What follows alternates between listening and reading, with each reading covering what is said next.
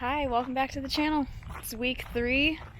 I'm in Florida, which you might be able to tell because the lens on this camera is quite foggy. We're going in! 3, 2, 1, go!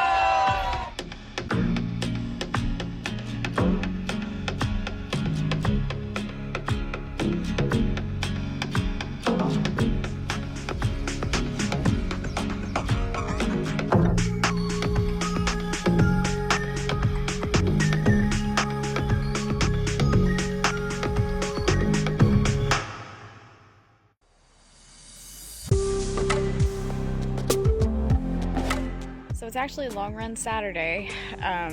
We're down here in Florida. We're getting ready to do some construction on our beach house, so we had to come talk to contractors. But in the Dare to Dopey group, it is the theme is dress as your favorite park from Walt Disney World. So for me, it was between Hollywood Studios and my Star Wars outfit and this one. Cinderella Castle, Magic Kingdom. It really is, honestly, it probably depends on the day which park is my favorite, but this is the outfit I wanted to wear down here in the humid Florida weather. So we're gonna get this 3 miles started and we'll talk about what I've done this week and yeah.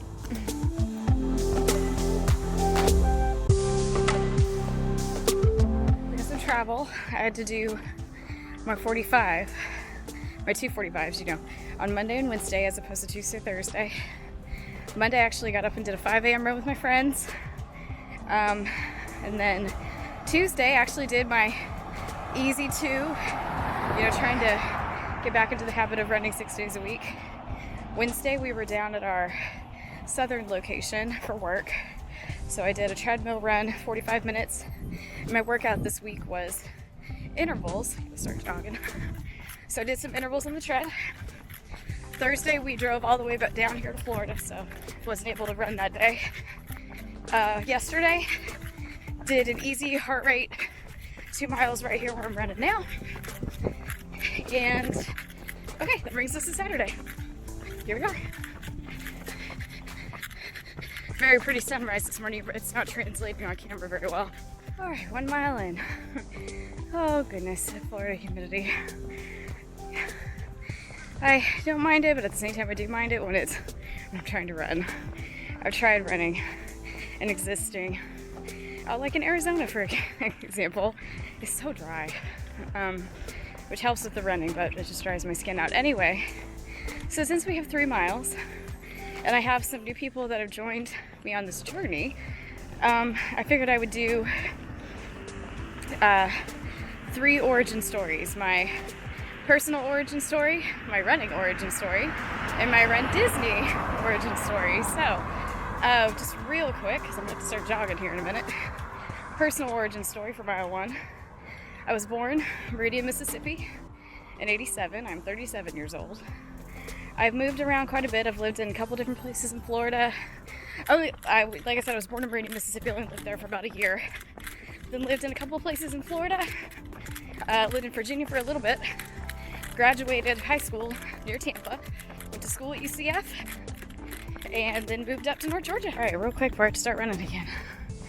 I've always been somewhat athletic. Did cheerleading and gymnastics when I was younger. Never liked running, but I am a stepmom. I've been married for 13 years now. I got stepmom, 2 kids. Hang on, I'm gonna wait till these cars go by.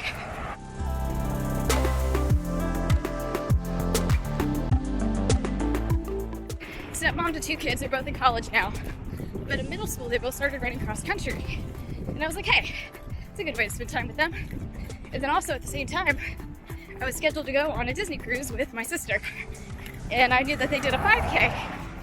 So, started running with my stepkids and very quickly fell in love with that idea of exercise. And this was almost exactly 7 years ago to the day. I think the official day is next week.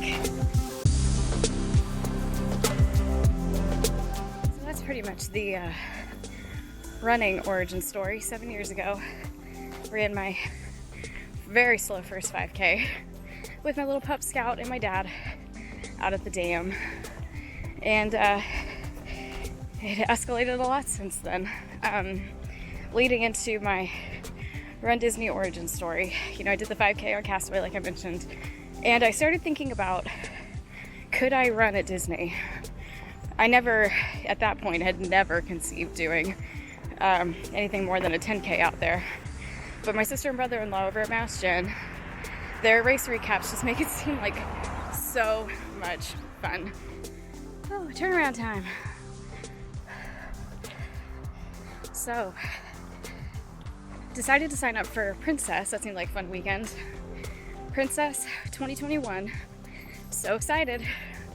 And then, as many people probably remember, towards the end of 2020, they decided to cancel. I think they canceled everything, right? Marathon weekend, Princess weekend, and Star Wars. I don't know if it was all at once, but I think Marathon and Princess were canceled together. And I was so upset. I was so excited. So I switched my registration to a virtual 5K. So that was my first runDisney medal. Phew, time to run.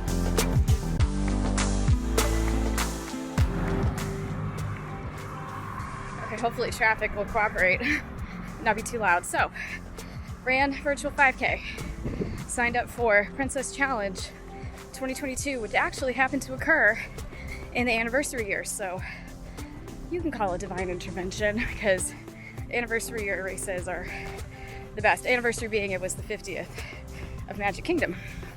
So it was awesome. And then signed up after that for a Goofy Challenge 2023. Also anniversary of Marathon, which was amazing. And it was 90s themed. Loved it. And then I signed up for Disneyland Dumbo Double Dare 2024. And now brings us to now. Dopey 2025.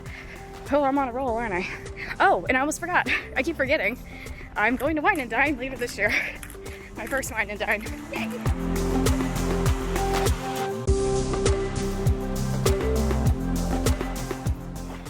All right, I hope you guys appreciate the slow accumulation of humid sweat on my face. So that's 3 and 31:18, which I'll take because it's hot. Okay, we'll wrap it up with Ryan Hall's Run the Mile You're in chapter as soon as I become more presentable. So just like that, I'm back in Georgia. Today is actually Monday of week 4. But you know, we were traveling all day yesterday, technically the end of week 3. So I figured I would quickly close this out. We'll share our chapter from Run the Mile You're in. I will also, if I can go back into the video archives and find them, I'll link my previous Get to Know Me videos, which are a little bit more comprehensive than the very quick one that I did during the long run. But I'm very excited that there's been some new people that want to come along on this dopey journey with me. It should be interesting. I know that even since that long run, things have been added to my schedule, travel plans and such, which will make doing those long runs very interesting. You know, it's all a juggling act to get those miles in. But for week 3, the theme is sacrifice, and everyone that has ever trained for a marathon before said amen. There's a lot of sacrifice that happens, not even just from you, but from family, friends, everyone that, you know, comes alongside you to help you with this crazy thing. So some things that I definitely wanted to share that he talked about. He talked about how great it is when you're training or, you know, trying to do something, you know, achieve a goal, is to, you know, find people to come alongside you and borrow their confidence, is what he calls it. And it, you know, motivates you to do better. What he says is, there is one catch to borrowing confidence from someone else. You must be able to rejoice in their successes.